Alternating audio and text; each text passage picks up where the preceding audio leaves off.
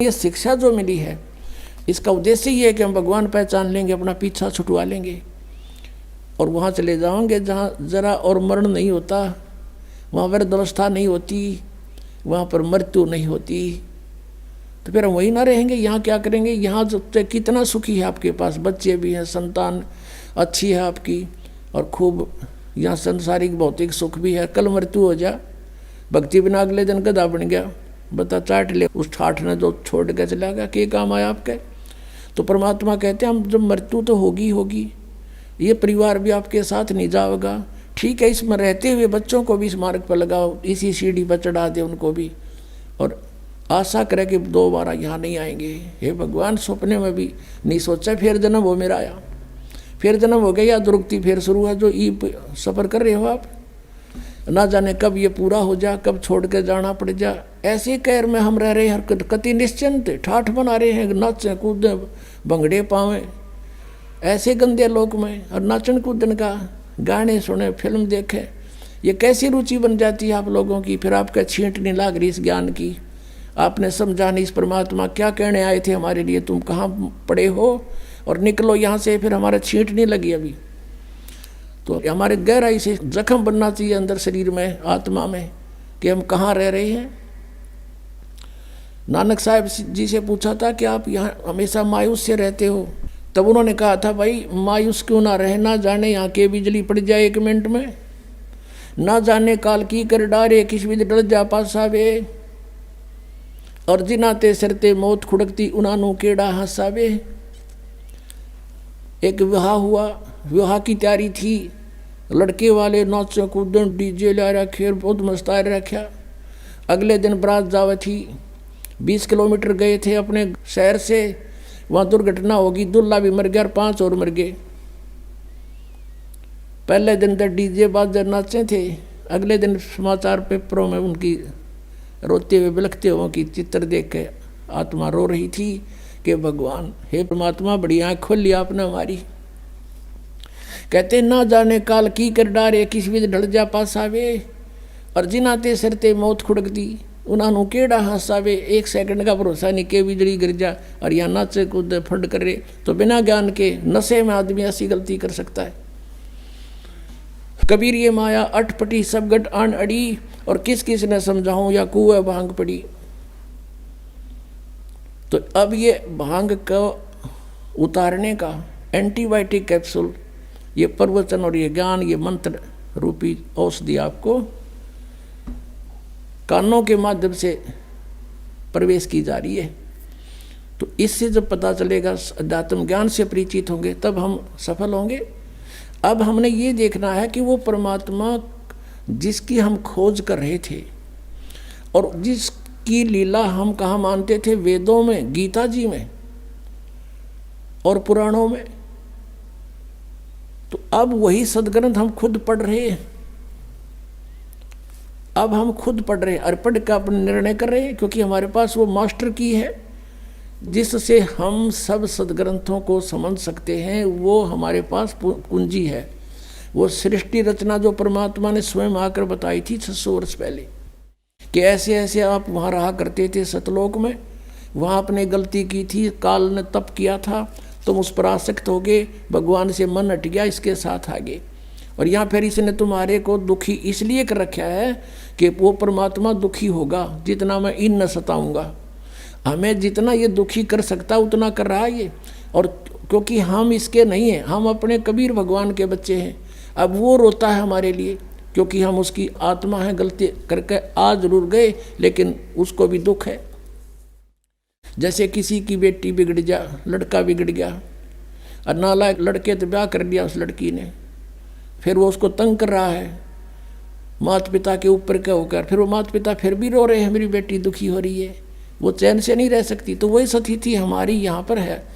तो ये इतना दुखी कर रहा है आपको कि हालत कर रखी आपकी, जीना छोड़ रखा है, और हम फिर भी यही सोचते हैं कि ना ऐसा ही जीवन होगा। ये तो नरक भोग रहे हैं, चाहे यहाँ पर प्रधानमंत्री क्यों ना हो, 36 बीमारी पावेंगी, टेंशन 100 की 100, घर में कोई और बीमारी पैदा हो रही होगी, ना जाने क्या घटना घट रही। तो कहने का भाव ये है, हमने इस सारे अध्यात्म को समझना और फिर हमने उस भगवान को पहचानना है। और जिस परमात्मा के विषय में ये कहा जाता रहा है कि वेदों में उस भगवान का ज्ञान भरा पड़ा है, उसकी जानकारी है, वो क्या जानकारी वेदों में देखिएगा। ऋग्वेद मंडल नंबर 9 सूक्त नंबर 1, ये देखिएगा।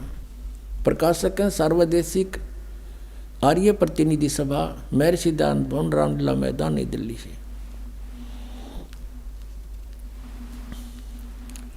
मुद्रक के Prince offset printers 1510 Pataudi house, Daryaganj, नई दिल्ली से। इसका 9वें मंडल का प्रथम सूक्त पढ़ेंगे। ये 9वां मंडल, 9वां मंडल। अब यहाँ से थोड़ा सा ये देखना है कि इन्होंने, क्योंकि ये भगवान को निराकार मानते रहे, इसलिए आगे चल के थोड़ा सा इन्होंने गड़बड़ की है, उसको यहाँ से पहचाना जाएगा। 1 नंबर मंत्र है मंडल नंबर 9 के सूक्त नंबर 1 का मंत्र 1। इसमें लिखा है कि हे परमात्मन, ठीक, यानी परमात्मा की जानकारी है ये। ऋग्वेद मंडल नंबर 9 सूक्त 1 मंत्र अब 2 पढ़ रहे हैं। इसमें लिखा कि हे परमात्मन आप, ठीक। और फिर तीसरे में हे परमात्मन आप, परमात्मन आप। चौथे में हे परमात्मन आप, यानी परमात्मा की महिमा चल रही है। और 5वें में हे परमात्मन आप तुमको। और फिर अब 6ठे में हे परमात्मन आप। अब 7वें में गड़बड़ होगी, इनके मुश्किल होगी, आगे तो भगवान को साकार लिखा है। अब 7वें में लिखना शुरू कर दिया उस पुरुष को, पुरुष को गड़बड़ करनी शुरू कर दी ना। अब 8वें में फिर लिख दिया उस पुरुष को, यहाँ लिखना था उस परमेश्वर को। अब थोड़ा सा ये कंसेप्ट फिर क्लियर करना पड़ेगा। अब इन वेदों के अनुवाद करता महर्षि दयानंद और उनके अनुयायी हैं। अब महर्षि दयानंद के सिद्धांत को वो फाइनल मान कर चल रहे हैं कि भगवान निराकार है, और जो भी उसने लिखा है, जो भी मीनिंग दिए हैं, उसको वो सत्य मानकर उसके आदेश आधार से चलते हैं। अब देखिएगा, एक पुस्तक है महर्षि दयानंद द्वारा लिखी, ये है ओम, ये महर्षि दयानंद सरस्वती कृत ये पुस्तक है। ऋग्वेद आदि भाष्य भूमिका ये पुस्तक का नाम है। और ये कहाँ से छपी है? सर्वदेशिक आर्य प्रतिनिधि सभा, महर्षि दयानंद भवन, 3/5, आसफ अली रोड, दिल्ली 2 नई दिल्ली 2 से। ये देखिएगा, इसके ये सृष्टि विद्या विषय संक्षिप्त, ये एक विषय है इसका। ऋग्वेद आदि भाष्य भूमिका वही चल रही है। इसके पृष्ठ नंबर 125 पे इसने कंसेप्ट क्लियर कर दिया है। देखिएगा नीचे,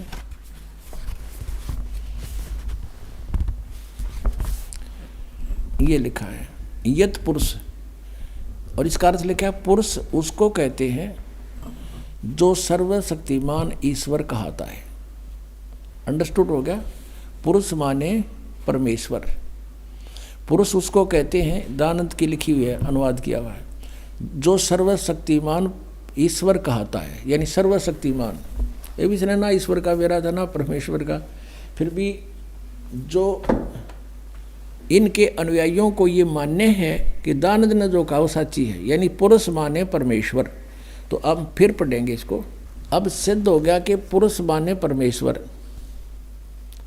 अब हम यहाँ जहाँ पर इन्होंने गड़बड़ीकरण की सोची है भी इसको इससे क्लियर कर लेंगे कि जहाँ पुरुष लिखा है वो परमेश्वर है, भगवान जो सर्वशक्तिमान का आता है वो उसको पुरुष कहते हैं।